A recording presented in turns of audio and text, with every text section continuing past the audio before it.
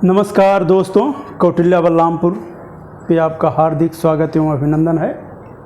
आइए हम लोग 2022 में जो पीसीएस परीक्षा हुआ था उससे संबंधित प्रश्नों का संकलन और उस पर चर्चा करेंगे और उससे संबंधित जो भी रिलेटेड चीज़ है, यानी जो आपकी परीक्षा तत्काल होने वाली है, पीसीएस का होने वाला है, इधर एसएससी का है, यूपीपी का है, तो उसको ये अगर कोई इस वीडियो को देखता है तो हमें पूर्ण विश्वास है कि जो है वो अपने पेपर में बहुत अच्छा स्कोर करेगा। और आपको विश्वास बना के इस वीडियो को बहुत मन से देखना है।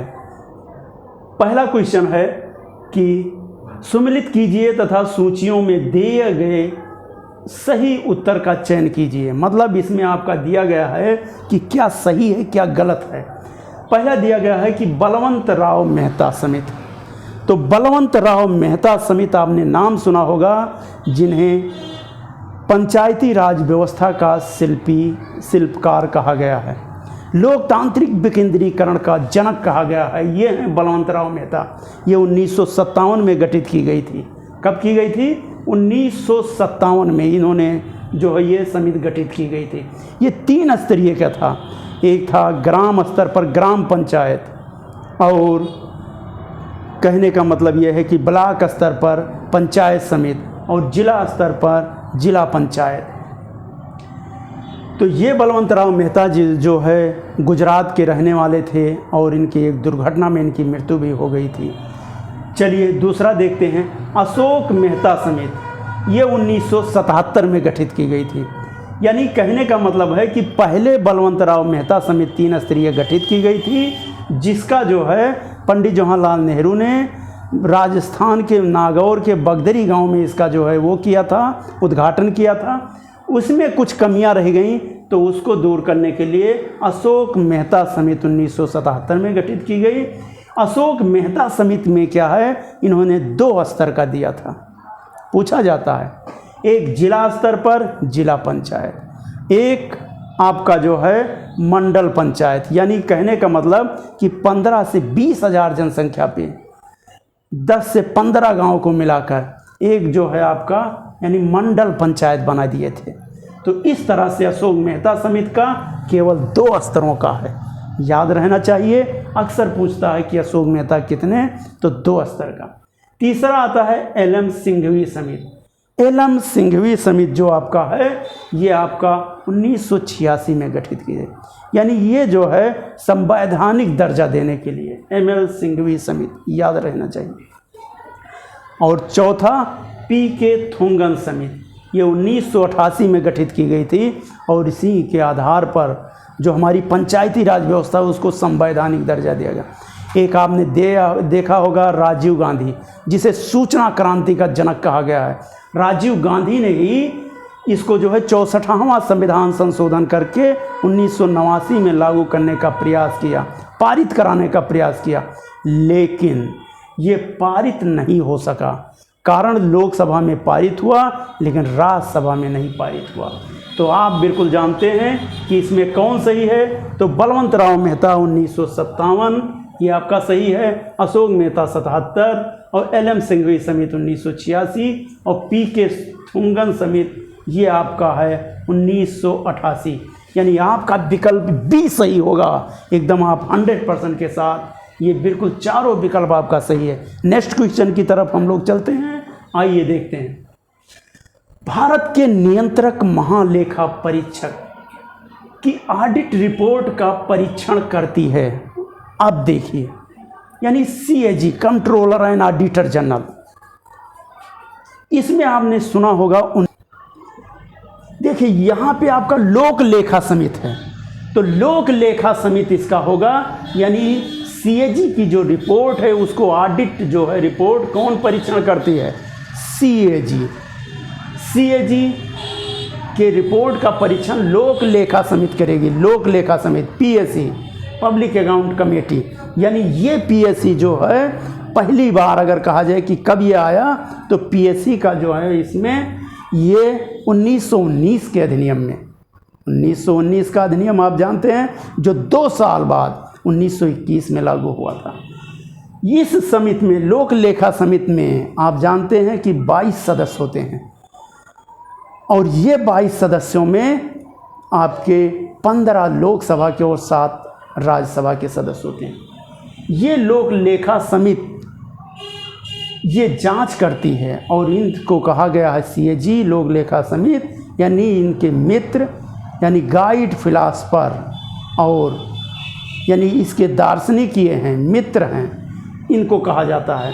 तो आपको याद रखना है प्राक्कलन समिति में आपके जो है सदस्यों की संख्या 30 होती है। तो ये इसका विपक्ष का नेता अध्यक्ष होता है 1967 के बाद से। इधर नेक्स्ट क्वेश्चन की तरफ हम लोग चलते हैं।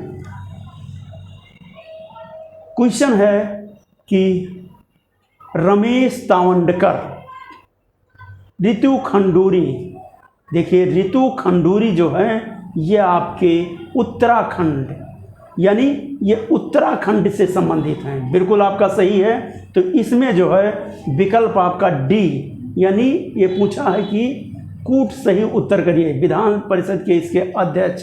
तो ये जो हैं यानी रितु खंडूरी, खंडूरी जो है उत्तराखंड के हैं, यानी डी का 4। तो डी का 4 आप देखिए इसमें जा रहा है और इसमें जा रहा है, यानी दोनों विकल्पों में कौन सही जा रहा है।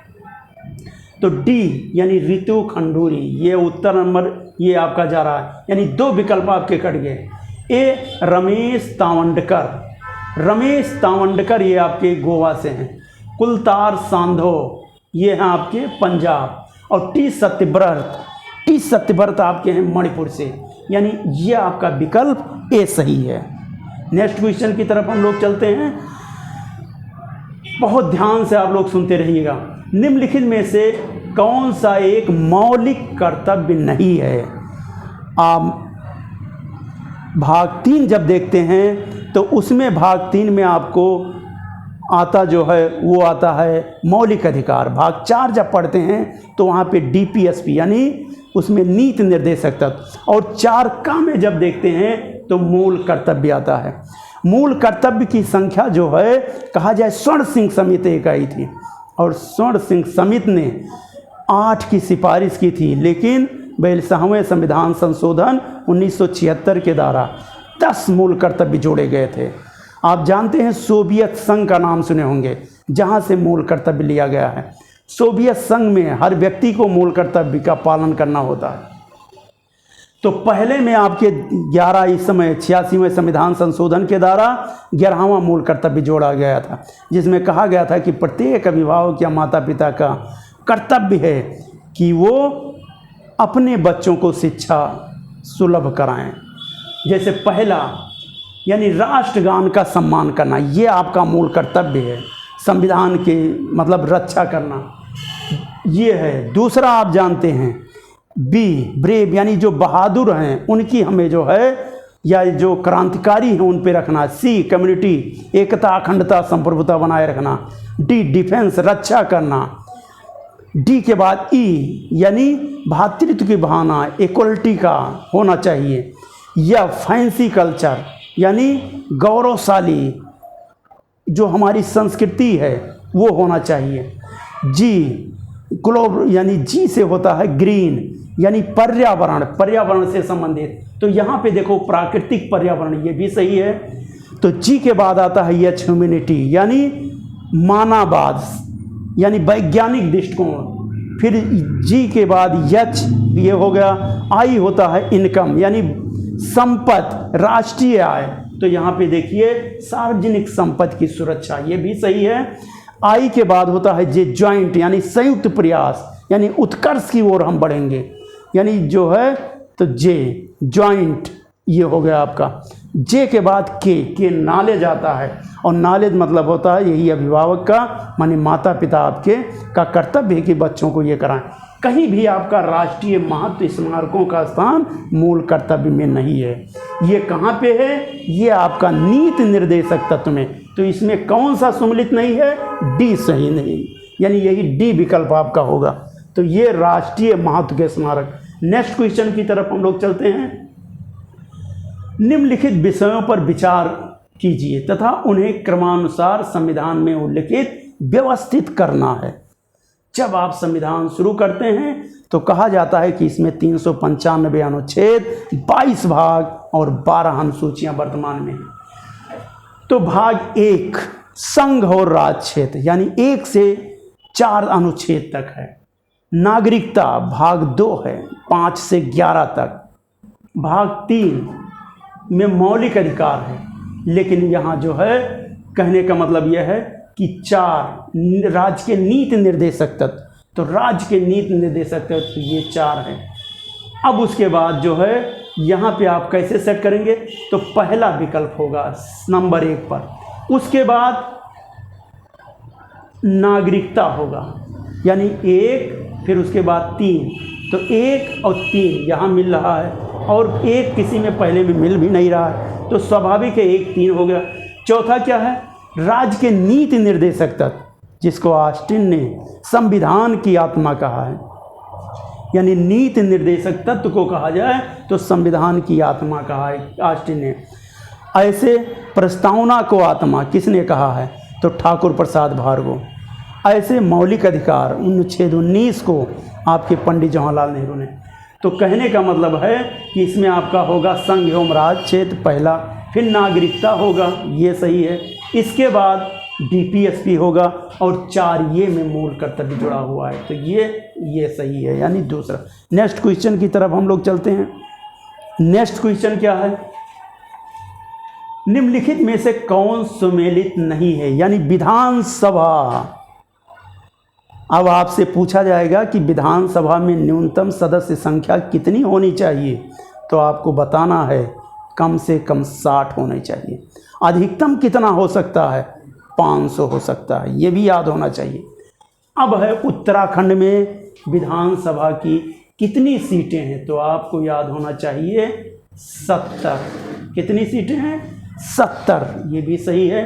गोवा में है 40, गोवा में 40, सिक्किम में 32 है, पुदुचेरी में 30 है। उत्तर प्रदेश 403 विधानसभा वाली क्षेत्र है, यानी सबसे बड़ा, सबसे विशाल। अगर विधानसभा हो, लोकसभा हो, राज्यसभा हो, जैसे उत्तर प्रदेश में 403 विधायक हैं और 80 सांसद हैं, राज्यसभा में 31 सीट है। मणिपुर में 60, आप जानते हैं कि चाहे वो मणिपुर हो चाहे नागालैंड हो, वहाँ भी 60, त्रिपुरा में 60, अरुणाचल प्रदेश में 60, मेघालय में 60, तो यहाँ पे 60 है, तो ये विकल्प आपका गलत है यानी डी। नेक्स्ट क्वेश्चन की तरफ हम लोग चलते हैं। संविधान की मूल संरचना की अवधारणा जो है सर्वोच्च न्यायालय द्वारा किस वाद में प्रतिपादित किया गया, सीधा उत्तर पे आ जाओ, वह केशवानंद भारती बनाम केरल राज्य यानी डी। 1973 में 7(6) की धारा जो है, इसको जो है यानी जो इडनेर के केरल के थे, यानी इनका जो है काफ़ी संपत्ति भी चला गया। तो केशवानंद भारती के मामले में मूल संरचना, संविधान की मूल संरचना की अवधारणा को जो है सर्वोच्च न्यायालय ने परिभाषित किया। यानी आप नाम सुने होंगे गोलकनाथ बनाम 1967, इसमें नहीं माना गया, इसमें नहीं है।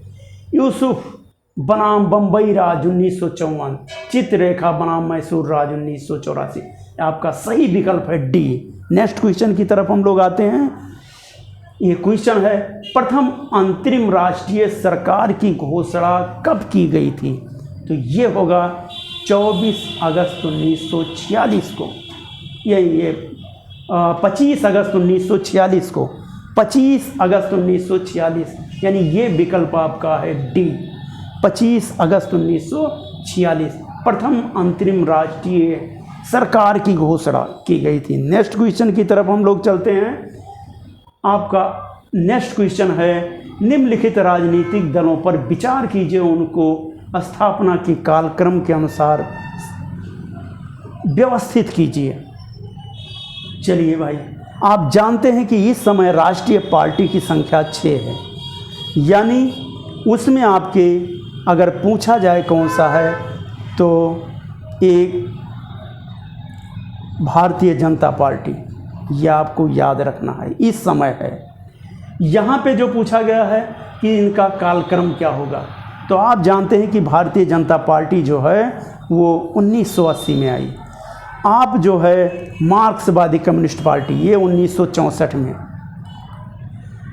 समाजवादी पार्टी 1992 में, तेलुगु देशम पार्टी, तेलुगु देशम ये जो है 82 में, और ऑल इंडिया तृणमूल कांग्रेस ये आपका 98 में। आप सही विकल्प में क्या करेंगे, ये है 84। यानी कहने का मतलब है कि बहुजन समाजवादी पार्टी 1984 में, समाजवादी पार्टी 92 में, तेलुगु देशम 82, तो 3 पहले आएगा। यानी यहाँ पे जो है तेलुगु देशम पार्टी, यानी तीसरा विकल्प ये है। तो तीसरा, अब ये 2 विकल्प हट गए। तेलुगु देशम के बाद आता है आपका बहुजन समाजवादी पार्टी, यानी 3 के बाद 1, तो ये हो गया। 1 के बाद जो है यानी तेलुगु देशम 82, फिर बहुजन समाजवादी पार्टी 1984, और उसके बाद समाजवादी पार्टी आता है ये 1992 में, मुलायम सिंह की सरकार, और ऑल इंडिया तृणमूल कांग्रेस 1994 में। तो ये सही है। तो पहला आपको लगाना है थर्ड मिला, फिर फर्स्ट ये सही है, फिर सेकंड यानी समाजवादी पार्टी 1992, और उसके बाद ऑल इंडिया तृणमूल कांग्रेस ममता बनर्जी की ये चौथा है। तो ये विकल्प सही है डी। यानी आप जानते हैं कि जो पार्टियां स्थापित हुई हैं, अभी हाल ही में आम आदमी पार्टी को राष्ट्रीय यानी दर्जा दिया गया है। इसके पहले एनएनपी को दिया गया था। आम आदमी पार्टी 2012 में स्थापित हुई है, एनएनपी 13 में स्थापित हुई है। तो इस तरह से राष्ट्रीय पार्टियां हैं। तो नए में आपको याद रखना है आम आदमी पार्टी। आम आदमी पार्टी क्योंकि उसका दिल्ली में सरकार है, उसका पंजाब में सरकार है, और गुजरात में भी उसको सीट मिल गया है, गोवा में भी मिल गया है। तो आम आदमी पार्टी आपको याद रखना है। नेक्स्ट क्वेश्चन की तरफ हम लोग आते हैं। 73वां संविधान संशोधन भारत के स्थानीय शासन के इतिहास में एक आधार स्तंभ के रूप में माना जाता है, क्योंकि 73वें संविधान संशोधन में पंचायतों को अपेक्षित संवैधानिक दर्जा प्रदान किया गया है। आप जानते हैं कि 73वां संविधान संशोधन, इसके द्वारा पंचायती राज व्यवस्था को संवैधानिक दर्जा दिया गया, और सबसे पहले मध्य प्रदेश में संविधान लागू होने के बाद वहाँ पे लागू किया गया। यानी 1992 में अधिनियम बना और 93 में लागू हुआ है। तो इसमें जो है यानी ये पहला दूसरा दोनों सही है, और ये इसकी व्याख्या करता है। यानी 73वां पंचायतों को अति अपेक्षित संवैधानिक दर्जा प्रदान किया गया, यानी ए विकल्प सही है। नेक्स्ट क्वेश्चन की तरफ हम लोग आते हैं। दिया गया है कि इसको सम्मिलित कीजिए, यानी इसको जो है सही। तो तृतीय सूची यानी तृतीय अनुसूची में है शपथ या प्रतिज्ञान, ओथ एंड अफर्मेशन। तो 3 का जो ये तृतीय अनुसूची ए का होगा 2, तो ए का 2 आपको देखना है। तो ए का 2 यहाँ मिल रहा है, यानी सी विकल्प पे। अच्छा, चतुर्थ में जो है कहने का मतलब है राज्य विधान परिषदों में स्थानों का आवंटन। तो ये होगा यानी ये बी का होगा 1, तो बी का 1।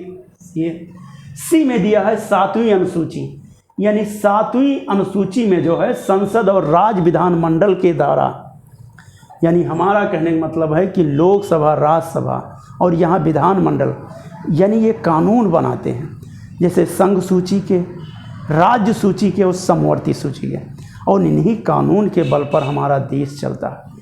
तो ये विकल्प होगा आपका 7वीं अनुसूची का जो होगा संसद और राज्य विधानमंडल के द्वारा बनाई जाने वाली विधियों की विषय सूची दी है। यानी संघ सूची में 100 विषय, राज्य सूची में 61 और समवर्ती में 52 विषय।